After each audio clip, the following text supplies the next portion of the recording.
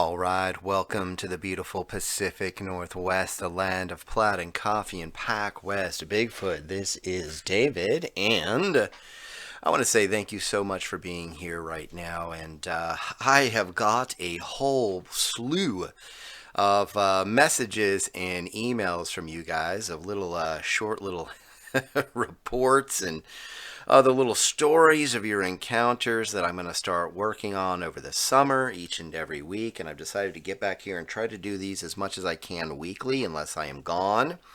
I know that this month I'll be up at Father and Son Camp with our church group, Church of Men and Sons out there from church, and so I won't be here right around the weekend of the 13th, 14th, right around there. So there will be no story that week, sorry.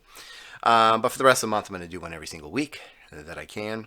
Also, I'm going to have a little donate tab up there if you guys would like to. If you could donate $1 a month just to kind of keep this going, get a little bit of a little bit back for all the time that I put in for this. So I'll put up a little donate tab. It's just $1 a month. If you could do that, I'd greatly appreciate it. So, and so would my family.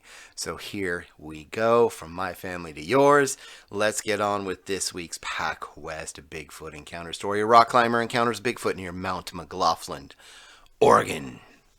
Hey Dave, my name is Roberta, and I'm a rock climbing enthusiast. I am from your neck of the woods, Medford, Oregon, and like you, I have had a Bigfoot experience. Well, an encounter, I guess you call them here. This was some time ago, actually. It was 1998, my first year attending Southern Oregon University in Ashland. I am originally from Grants Pass, and I love it here in this part of the Rogue Valley, and so I stayed after graduation. Today I share my encounter with my husband and close friends, and now you and your community here. As a matter of fact, I heard an encounter story from someone who attended college here at SOU, as I did before on your encounter stories, and I figured I would share mine. So, here is my Bigfoot encounter, rock climbing and Bigfoot. Back then, I graduated from high school in Grants Pass. I soon found myself living in Talent, Oregon, attending college at SOU, and apparently it had just become a university instead of a regular state college it had been for many decades. So yes, my encounter with this thing happened back around 1998, about a year after the change to the university. Yeah, I was into rock climbing and, of course, bouldering, and my favorite spot was up the Green Springs Highway, but not that day. Instead, I headed out a lot further from home. I was going to do some bouldering in a little hot spot up near Mount McLoughlin around Rye Springs Road. Yeah, it was pretty far out, but I had all day and a couple of friends that wanted to do a longer hike out that way, so two birds, one stone, as they say, we thought. There was a trail up off one of the old turnoffs that led you closer to Mount McLoughlin. Not the popular one most take when hiking up this steep old thing. Personally, I was up for some bouldering, as I said, and my friends would be hiking up at least halfway up the mountain. We wanted to take off early that Saturday morning. It was late spring, nearing finals time, and right before the flood and stress of studying and tests, and we wanted to recharge our batteries, I guess you'd call it, with some fun. It was pretty late in the day when we actually got there. My friend's boyfriend, his car would not start, and it took us hours to get it fixed that early morning.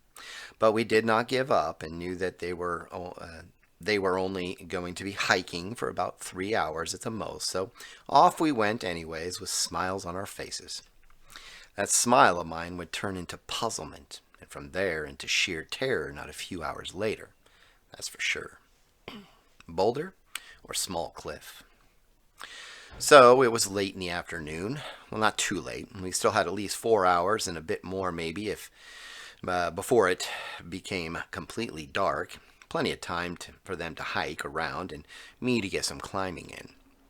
I found a great little bunch of boulders my friend said would be right where I found them, and a small, cliff. Something you might think twice to mess around on without a rope if you're a novice. It was like a large slice of orange with a flat face and edges that ran down to the table. As for myself, back then, I was pretty good and knew I could handle that little cliff face with ease. Well, some ease at least. At least, after all, rock climbing is about bettering your skill at it as much as it is a sense of accomplishment and physical endurance. So, I figured I would boulder the small rocks first, get warmed up a bit, and then climb the wall to the top and walk back down and back to where I started. It was a perfect late afternoon, warm, sunny, very little if any clouds out for a spring day that far up in the Cascades. But there was some snow still here and there in the shade of the trees. But where I was, none. Just some boulders in the face of a 20 or so foot cliff in front of me. It was time to boulder. The silence of the birds. I took a break about an hour after bouldering in a few of the larger rocks out there. I climbed on top of a nearby rock that was almost flat on its top, and there I ate my lunch. It was rather quiet, I realized. Just an hour before, I had been listening to two chipmunks arguing and fighting and saw them and a few others scurrying about from rocks to trees. But suddenly, all was dead quiet.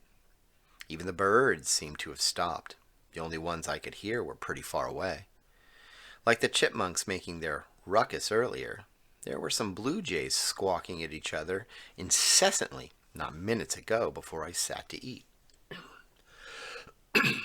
I did not feel alarmed, and I had no feeling of being in danger, that feeling that some get, and the hair on your neck seems to rise. I felt none of that. So I continued to eat, I remember, until all at once, as if the conductor of an orchestra simply lifted his hands for the music to play, the sounds of the forest came alive again.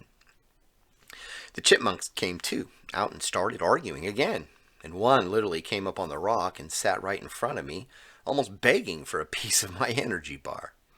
After a few minutes of sharing my lunch with my new little reddish black and white striped friends, I was ready for the cliff.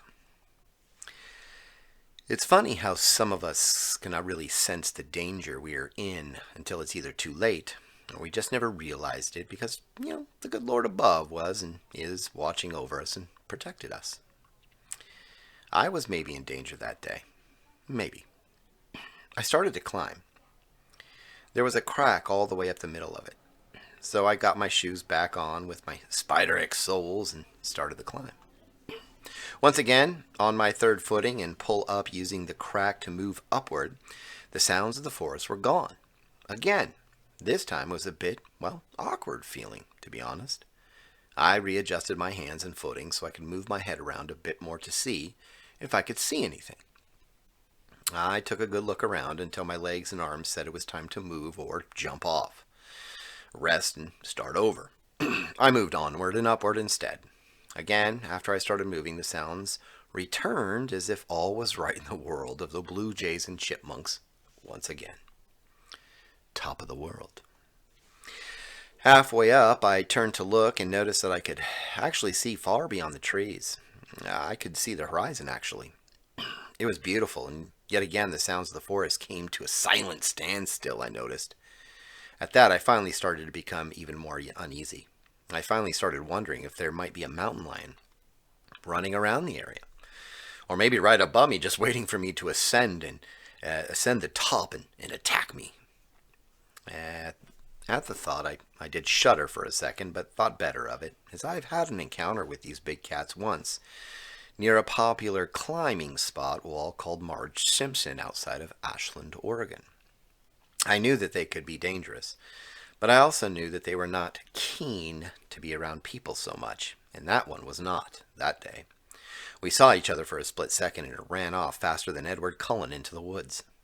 So, no. After that brief moment of fear, I shook it off and finally reached the top, pulled myself up and over the edge, and sat with legs dangling over for a few minutes, enjoying the accomplishment and the view. The sound of the chipmunks and birds had not yet returned, and so I sat there, still as the air itself at that moment, just listening and looking around to see if there were there really were a big cat or something dangerous down below. There was, and how dangerous it was, well, I don't know. But I do know what I saw that day. A Bigfoot. A monster of sorts. I have to say, Dave, and to you listening, it is a surreal moment. Literally. It was just full of thoughts and every emotion you could feel and not quite understood the moment you actually see something you literally have no reference for. None whatsoever. I sat there, listening and still scanning for movement. It took me a minute before I did see something. A shadow or silhouette of sorts moving slowly through the trees just past the boulders I was on not an hour ago. At first I thought it might be one of my friends heading up the trail that was literally yards from where this person, I thought it was at the time, was currently walking past. I wanted to shout, but something deep down inside of my gut hushed me before I could. Seconds later, I saw it. As it emerged from the tree line, I could see a massive, monster, a tall creature covered in what seemed to be an orangish brown hair that looked like it had mange going on. Its face was pretty thick with hair, and I was close enough to make out lightly, like gray tone to what seemed to be cheeks, wrinkly ones, and a forehead. I could not make out any of the eyes, other than they seemed to be sunken in below a huge and protruding forehead. Its arms were long, about to its knees, a common thing I've learned about them, and it was tall, but with a slight hunch. Either way, this thing had to be at least 7 to 8 feet tall, and yes, it was a she. I could see its breasts, and I knew it was Bigfoot. It moved pretty gracefully for its size, stopping here and there to pick something up off the ground and nibble on whatever it was around the rocks. She continued that around the rocks, boulders, for about a minute or so. She, I could also tell, had no idea I was around. I did notice the wind was not really blowing all that hard, if at all I recall, so she could not smell me. But my heart was racing as much as I wanted to scream and run. I couldn't, because I knew I shouldn't have at the time. And as ugly and scary as she was, she did move with ease and gracefulness, almost. I sat there, still as the air again, watching and making sure I did not say a peep. Eventually, I could see her. She had a flat nose and a large one. Her legs were huge, like a giant's legs, probably 3 times that of a professional football player or wrestler. Her hair, like I said, covered every square inch, but some of the face. Paralyzed by both fear and amazement, and a pretty intense feeling for sure, one I have not ever experienced since. She'll be coming around the mountain. Suddenly, she shot straight up. That fast movement had me cupping my hands over my mouth to hold back a scream. I could hear sounds coming from just beyond the tree line. It was my friends, and they were calling for me. A deep, deep growl could be heard from her as she stared off towards the sound. She seemed to have gone to almost all fours suddenly, as if she were going to attack them once they popped out of the trees. Finally, I screamed. Like a mist and blur, she was gone. Where she went, I had no clue, nor did I know how far off either. I ran down the opposite side she ran, and straight to my friends who were calling my name.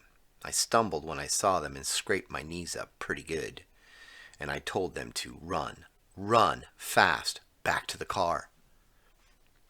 No more Mount McLoughlin for me from that point on. And to be honest, Dave, it took me 2 years before I ventured out rock climbing that was not in a gym. Mom believes. I'm a mother today, and yes, I have told my daughter about my experience, something she only shares with her closest of friends at church. I know you put these campfire-like stories together, and I want to say thank you for them. Personally, I never shared this with some full-time researcher or those TV personas who dance under the moon with glow sticks. That's just silly. So thanks for this outlet.